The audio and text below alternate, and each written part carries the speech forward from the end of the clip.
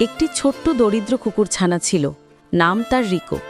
রিকোর স্বপ্ন ছিল একটি চকচকি নতুন সাইকেল চালানো, কিন্তু তার ঘরে খাবার জোটে কষ্টে, সাইকেল কেনার টাকা তো দূরের কথা।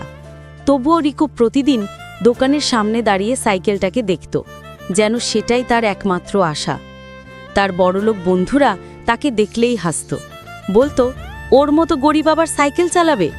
রিকো চুপচাপ সহ্য করত, কারণ সে জানত হাসাহাসি তাকে থামাতে পারবে না।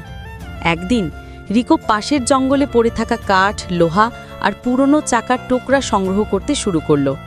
রাত জেগে জেগে সে নিজের হাতে ছোট্ট একটি সাইকেল বানাতে লাগল।